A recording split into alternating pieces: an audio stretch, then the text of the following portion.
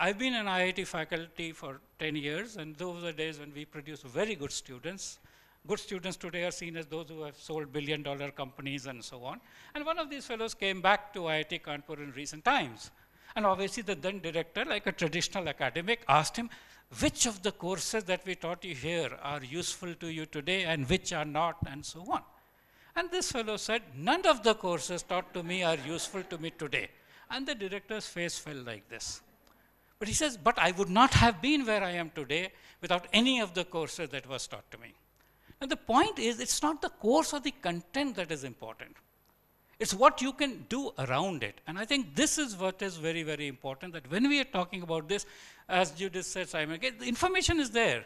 Now, how do you suitably put that information in context? Look at what a doctor does. You've done whatever, lived a bad lifestyle or did something else, was not careful, and you get some disease. Now, from all that thing, he figures out what is the most appropriate line of treatment for you. So some diagnosis, some treatment, some follow-up, and tries to restore you to the condition of health. I think this is the kind of thing that we will need. And I say this very often. Judith mentioned about subjects like psychology and so on. The fact of the matter is that there was a time when to do a good support function, what is called an intelligent function, you needed to know physics, chemistry, maths. Today it's not like that. I was a good student. So what did they teach me? They teach me how electrons behave in various kinds of fields and so on, and electrons and protons. And today's children may also be told something about biology, the structure of the DNA and everything. But how often do I meet a Mr. Electron, how are you doing? But I meet human beings. And although there is a science of human beings called psychology, sociology, anthropology, we, the most brilliant students, were not taught that. I have an IIT friend also. He was also given as a supporting course something on humanities. But do I meet human beings more often, or do I meet electrons more often? Now, the whole problem is that because of not having done that, human beings relate to other human beings as if they were machines. And then they are surprised, but they are not machines. Well, you never learned anthropology, you never learned sociology, you never learned psychology, and you are extremely surprised. So what am I trying to say? What I'm trying to say is that image consulting, as we are talking about, is an idea which is just about born. I gave you the idea of the IT industry. Look at how in 50, 60 years it has changed. I talked to you about management, how this has changed.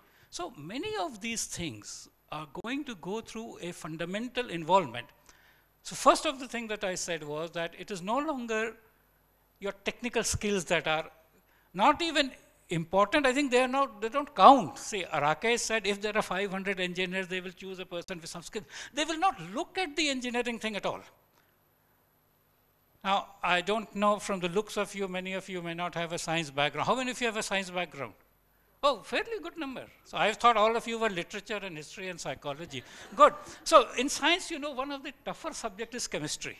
Even if you look at people who go into IIT, physics and maths they can do better, but chemistry they get lower marks. So you've all heard of Bill Gates. Now, Paul was a friend of Bill Gates. And what had happened was that while Bill Gates, having made his first money, wanted to make more and more money, Paul kind of spent his money on other things. And one of the things he created was a thing called Digital Socrates. So this software, Digital Socrates, in some sense was about putting everything that's in a textbook and then getting the computer to answer.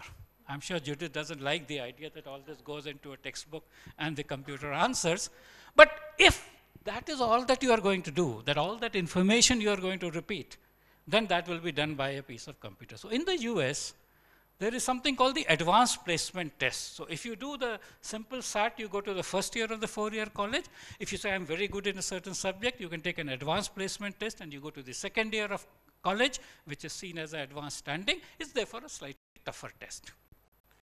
So what this about was talking about conversational capital. You can create nothing, but you somehow create a whole thing that it leads to this kind. So memes is another very, very interesting thing. So memes and conversational capital is the kind of thing which will help you in making and doing things. And as I said, you will need to probably go into this quantitative aspect as well.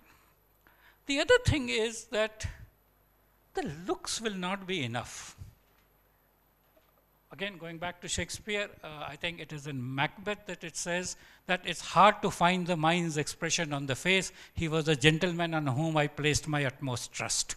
This is with respect to Macbeth and so on. So the point next comes that you create an image, and conversational capital people also call this, they use the word continuity. You have to live to that image. Same, Hamlet Act 1, Scene 3, Laertes and Polonius. In the last one, he says, above all, to thine own self be true, for if thou shalt be true to thyself, thou shalt not be false to anybody. So the point is, you can create an image but not live up to it. There's going to be a contradiction. So you need to help people create images which they can live up to. So I hope nobody will arrest me, but if you try to say Rahul Gandhi is the greatest guy, you can't do anything, because when he goes out, he proves that he isn't. Now, the point is, so the point is that you have to do these kind of things to make this happen. I don't want to be very long, because as you can see, I'm in it. I can go on and on forever. I'm a professor trained to not make a point in less than an hour. I am a lawyer who can keep on examining you for a whole day and series of days till you have confessed what I want you to say. But the other important point is that we have moved as a society, and I'm saying this because why you will move faster than the 60 years it took to IT or the 60 years it took to management and so on. The reason is we are in a stage of tremendous information explosion. Now, because we are in a stage of tremendous information explosion, the rules of the game change. When information was much less, you knew everybody. I mean, so you were saying, in this field, this is the person. This field, this is the person. Information about it was all fairly limited. You memorized it. People of our generation were trained to memorize huge amounts of formula. So I can still tell you pi is 3.14159.265, log pi is 0.4972, square root 2 is 1.414, square root 3 is 1.732, and so on and so forth, and a whole series of equations, because I couldn't take an IIT class if I were looking at my notes and putting them there, because they will lose all respect for me if I didn't know that thing in every sense of the word. Today we have information explosion. You know, I'm sure kilobytes and megabytes and gigabytes and terabytes. Today we generate 2 exabytes of information every day. So a completely new field is coming up, which is called big data. And this is being promoted by people like IBM. Those of you who are interested, McKinsey has a report on it. A new profession is coming up called data scientist. So similar methods will apply to data scientists and so on, because the new thing comes up. The point I'm trying to make is, because there is so much clutter, it has become even more important that your positioning is very clear, that people are able to see you. Commodity will have no value. You have to be what a Latin phrase is there, is called sui generis. You have to be in a class by yourself. Traditional books like Branding and Positioning by Al Rice, Trout, and so on, they try to say that keep on making your categories more and more focused till you are the number one in that category. And in terms of business success, you've heard Jack Welch basically saying that for GE, you remain only in those areas in which you are number 1, 2, or 3, give up all other businesses, focus more and more till you get into that kind of a thing. So that is the other reason. And therefore, another dimension to all this is going to be your digital presence and digital image. Your reputation will precede you. Anybody whom you're going to meet tomorrow would have checked you out on the web.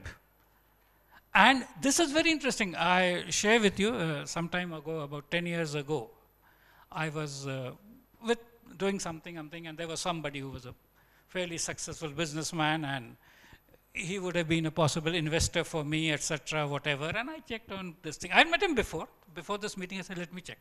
And somehow he was done a lot of work in biotech, etc. But equally, there were all complaints about IRS and US about him. There were all allegations of piracy of those drugs and formulas, etc., which he had done, all available on the internet. See, in the future, if you're not on the internet, you don't count. If you're on the internet, then there are so many tools. There is open source intelligence, business intelligence, etc., etc. Everything can be traced.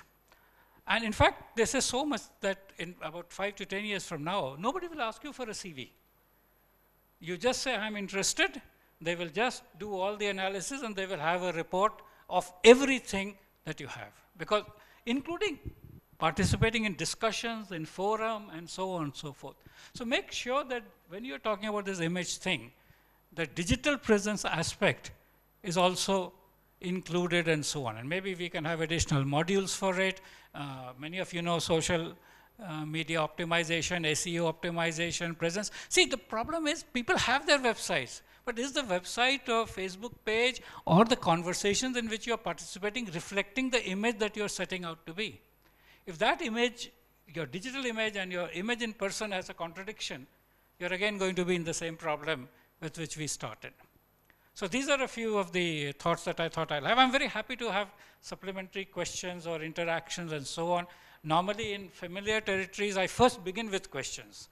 So I say, what are the questions you expect from this thing? And then respond, but because this was a little unfamiliar territory, everybody around me, see, 2 days, 29th, 30th, I was in Mauritius. We were talking about a project on an education city in Mauritius. In fact, some of your continuing education programs you can plan in Mauritius. Everybody would like to come. You can either become a trainer or a trainee.